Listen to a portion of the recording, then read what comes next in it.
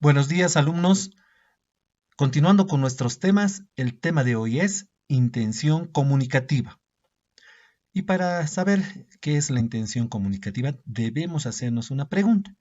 ¿Qué es la intención comunicativa?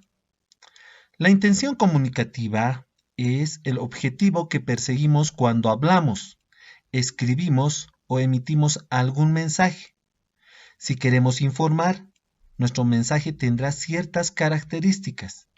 Si queremos enseñar cómo se realiza algún procedimiento, el lenguaje varía.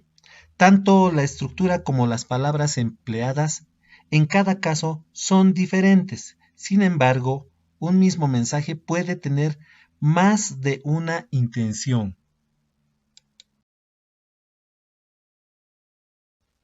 Es fundamental conocer la intención concreta con la cual es emitido un mensaje. Por eso es necesario tener en cuenta la intención del emisor. Analicemos la siguiente expresión. Hace frío. Esta oración puede tener varias intenciones. Puede ser de informar las condiciones del tiempo, avisar que en el lugar hay alguna ventana abierta o sugerir el estado de salud de una persona. Para interpretar lo expresado hay que conocer la situación específica en que se desarrolla la comunicación. Todo mensaje debe emitir una intención concreta que el receptor debe ser capaz de recibir y comprender. En las imágenes podemos ver las diferentes intenciones comunicativas, que puede ser emotiva y que la emotiva es dar a conocer los sentimientos, emociones, opiniones, gustos y deseos propios. La conativa, dar una orden, solicitar que se haga algo, pedir un favor. Y la referencial, dar a conocer información sobre cosas, personas, lugares, ideas, teorías, etc. Ahora veremos qué son los signos y la comunicación. Debemos entender por signo cualquier señal que comunique algo a un receptor. Por ejemplo, la luz verde de un semáforo. Estos signos pueden clasificarse en signos no lingüísticos y signos lingüísticos, y el cual desarrollaremos es los no lingüísticos, que son iconos, fotos, dibujos, mapas, etc. Siempre relacionados con la realidad. Y pueden ser estos las señales, como por ejemplo las señales de tránsito, visuales, la luz roja de un semáforo, acústicas, el tañido de las campanas de una iglesia, táctiles, como dar la mano, olfativas, los olores de los perfumes, gustativas, los sabores de los alimentos, símbolos, una paloma con una rama de olivo en el pico que simboliza la paz. Bien, podemos ver ejemplos de signos. En este caso, en el primer dibujo, la primera imagen, el signo es el semáforo. El código son las luces que prenden y nos transmiten un mensaje. En este otro semáforo, el signo es también el semáforo y el código son las luces o bien el sonido que transmite y que indica que podemos pasar o detenernos. Aquí en la otra imagen de abajo dice el signo son las manos y el código son las señas, ya que nos están indicando una letra y en conjunto una palabra. Pasamos al siguiente. Bien, ahora veremos los signos lingüísticos. Son el lenguaje oral y el lenguaje escrito. El lenguaje oral es una de las formas más comunes de comunicarnos interpersonalmente. Se aprende de forma natural y es el primer tipo de lenguaje que asimilamos de niños. Tiende a estar con menos cuidado que el lenguaje escrito. ya que la misma corresponde a los rasgos coloquiales o familiares. Las características del oral son que transmiten mensajes, permiten manifestar más nuestras emociones que el escrito, se da de manera instantánea, admite modismos propios de una corriente social. El lenguaje escrito es el que tiende a ser tardío para comunicarnos, ya que toma más tiempo escribir que hablar. Aunque la incorporación de la tecnología y redes sociales han acortado esa brecha, permitiendo una comunicación instantánea de forma escrita, utilizando el uso de los emoticones. Una de las características sería del escrito, mantiene una estructura sinóptica, permite un léxico especializado, la gramática es estándar ya que debe ser entendido por cualquier persona que hable dicho idioma. Función representativa o referencial. El mensaje se orienta hacia el aspecto de la realidad extralingüística al que hace referencia, hacia el objeto entendido en un sentido amplio del que se habla. Entonces, este transmite información para comunicar algo nuevo. Y como vemos en la imagen, está transmitiendo información. Y lo que dice es, la excursión será el próximo jueves. El autobús saldrá a las 9 y volveremos a las 18:30.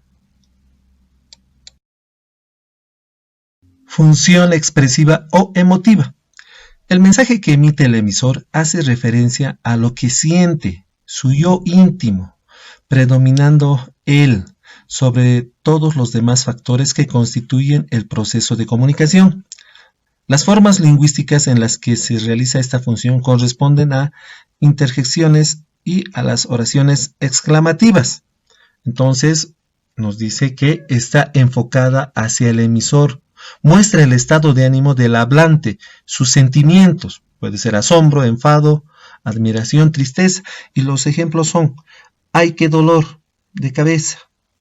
¡Qué gusto de verte! ¡Qué rico el postre! Función connativa o apelativa.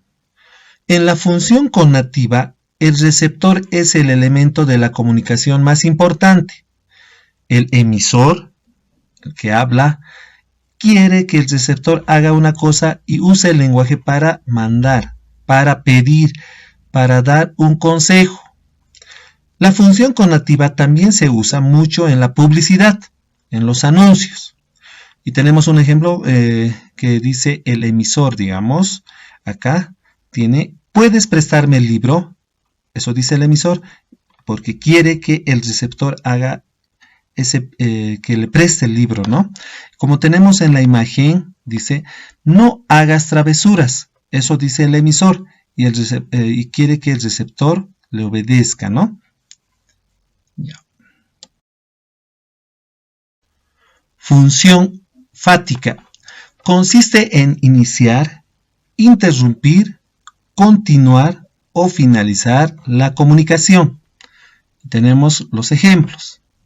Para iniciar será pues buenos días, hola. Para finalizar, adiós, hasta luego. O para continuar, perdón o como le decía.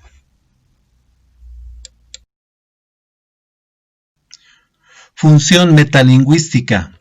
Se centra en el propio código de la lengua. Se utiliza para hablar del propio lenguaje, de la misma palabra que se está pronunciando. Entonces se centra en ese propio lenguaje. Aclara el mensaje. Se manifiesta en declaraciones y definiciones. Por ejemplo, Pedro, que sería el nombre, tiene 5 letras. Está aclarando el nombre, esa palabra, ya sea cualquiera. A ver, se utiliza cuando se usa la lengua para hablar de la misma lengua u otra cualquiera. Por ejemplo, cuando decimos burro se escribe con B. función poética. Se centra en el mensaje mismo, en cómo se organiza el texto. Por supuesto, tiene que ver con la literatura, pero también se usa en publicidad. Y el ejemplo que tenemos de la función poética es: volverán las oscuras golondrinas, en tu balcón sus nidos a colgar.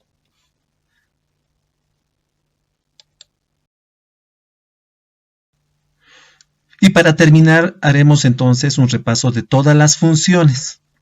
La función representativa nos dice que se usa cuando queremos transmitir una información sin hacer valoraciones ni pretender reacciones del receptor.